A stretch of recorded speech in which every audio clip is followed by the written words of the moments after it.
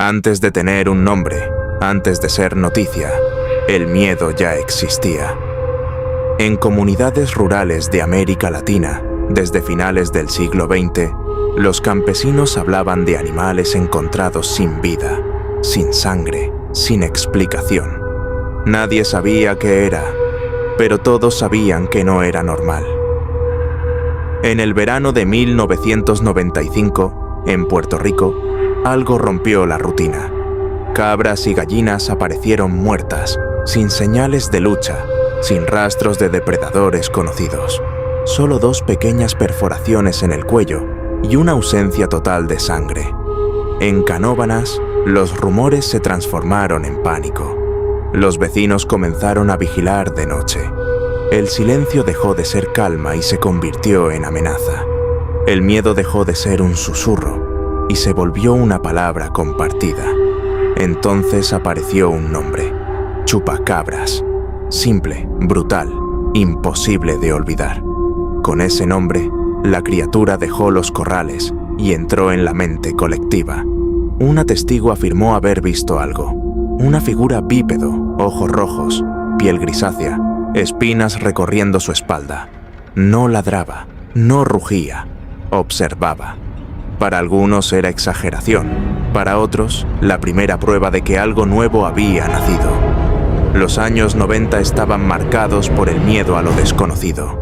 Experimentos genéticos, pruebas militares secretas, ciencia sin límites claros. El chupacabras no apareció en el vacío. Surgió en una época donde la pregunta dejó de ser ¿qué es? Y pasó a ser ¿quién lo creó? Las autoridades negaron todo. Hablaron de perros salvajes y animales enfermos. Pero los cuerpos no mentían. Las heridas eran idénticas. 2 marcas, ninguna gota de sangre.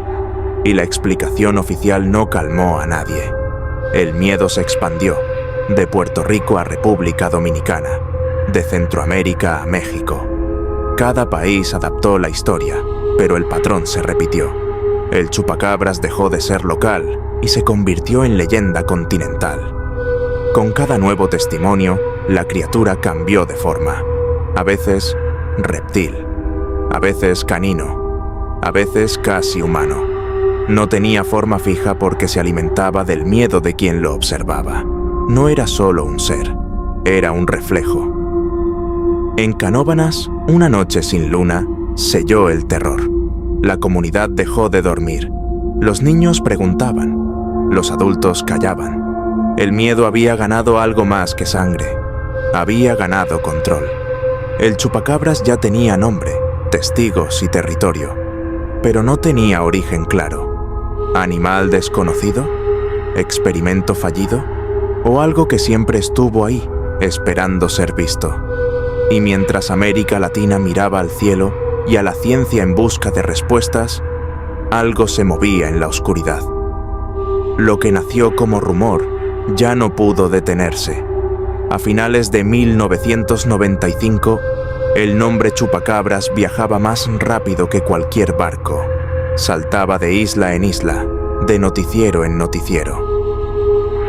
En República Dominicana aparecieron los primeros casos fuera de Puerto Rico.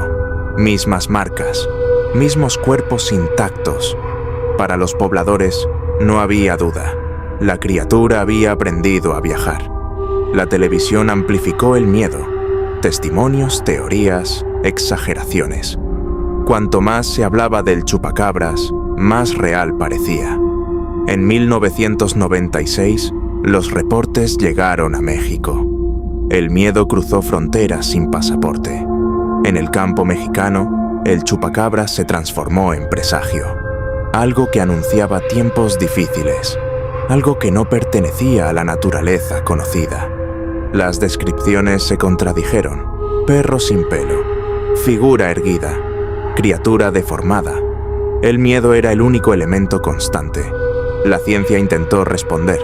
Enfermedades, depredadores comunes, explicaciones incompletas. Cuando la ciencia dudó, el mito creció. Aparecieron teorías más oscuras, experimentos secretos, proyectos militares, criaturas creadas y abandonadas. El chupacabras dejó de ser animal. se volvió sospecha. En cada lugar representó algo distinto: abandono, desconfianza, miedo al progreso sin control. Su forma dejó de importar. Por primera vez, la gente creyó estar cerca de atraparlo. La cacería comenzó. A partir de 1996, el miedo dejó de ser pasivo.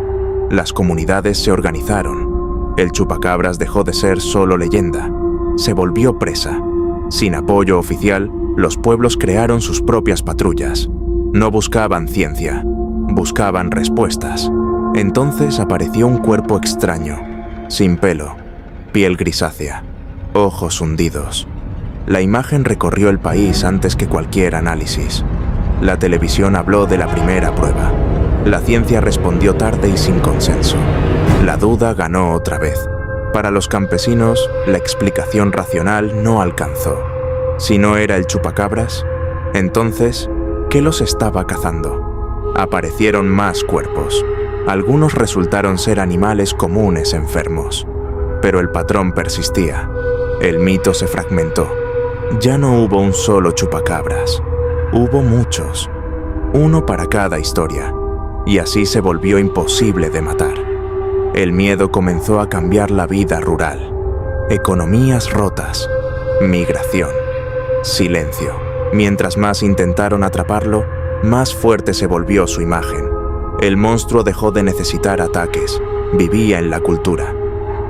El chupacabras entró a la televisión. Se convirtió en espectáculo, en rating, en mercancía. Cada medio creó su propia versión. El monstruo perdió forma y ganó visibilidad. Cruzó a Estados Unidos. Se volvió global. En muchas regiones rurales, representó abandono, la sensación de que nadie protegía a los pequeños. Las autoridades evitaron confirmar o negar. Cada silencio alimentó la sospecha. Las teorías se volvieron más oscuras. Experimentos genéticos, inteligencia no humana. El monstruo comenzó a parecer consciente. El miedo vendió. Juguetes, camisetas, historietas. El chupacabras dejó la noche y pasó a la vitrina. La saturación llegó. El público se cansó. El miedo se diluyó. Pareció que todo había terminado, hasta que apareció otro cuerpo. Con el paso de los años, el nombre chupacabras envejeció. Ya no fue noticia. Pero el silencio no significó ausencia. Los ataques se volvieron aislados, menos visibles, como si algo se negara a desaparecer. La ciencia tomó ventaja. Coyotes enfermos, sarna, pánico colectivo. Por primera vez, la razón pareció más fuerte que el mito. Los titulares se burlaron. El monstruo fue reducido a error. Algunos aceptaron la explicación, otros no, porque el miedo vivido no se borra con datos. El chupacabras dejó de ser criatura y se volvió síntoma. Resultado de abandono y desinformación. Desapareció de los medios, pero no del todo. En pueblos pequeños, algunos siguieron diciendo que algo rondaba. Ya no lo nombraban. El mito se guardó en la memoria. Internet lo cambió todo. Las historias reaparecieron en foros y blogs. Fotografías borrosas volvieron a circular. En la red, nada muere. Una nueva generación lo descubrió. No como recuerdo, sino como misterio. El chupacabras se mezcló con el terror digital. Evolucionó. Aparecieron videos. Nadie probó nada. No fue necesario. Latinoamérica conectó relatos. El mito se volvió colectivo. Se convirtió en meme, en burla, en permanencia. La ciencia intentó desmentirlo otra vez. Cada desmentida creó nuevas teorías. El chupacabras dejó de pertenecer a un país. Ahora pertenecía a la red. Con el tiempo, la pregunta cambió. Ya no fue qué es, sino por qué lo necesitamos. El miedo es lenguaje. Cuando una comunidad no puede explicar su realidad, crea figuras para nombrarla. El chupacabras apareció donde la desprotección fue más profunda. El cerebro completa lo que no entiende. La memoria edita. El miedo construye. El pánico se contagia. Solo cambia la velocidad. Toda sociedad crea monstruos. El chupacabras fue el nuestro. No tuvo cuerpo. y por eso nunca pudo ser enterrado. Han pasado décadas, el nombre ya no grita, pero resuena. La ciencia explica cuerpos, no explica impacto. El chupacabras atacó certezas, no ganado. Fue uno de los primeros monstruos modernos. Nació frente a cámaras, dejó huella cultural, se volvió palabra, reflejó una América Latina ignorada. Hoy, los miedos son otros. El mecanismo es el mismo. Tal vez nunca se fue, tal vez solo aprendió a esconderse. Porque el verdadero legado del chupacabras no es el miedo, es la memoria.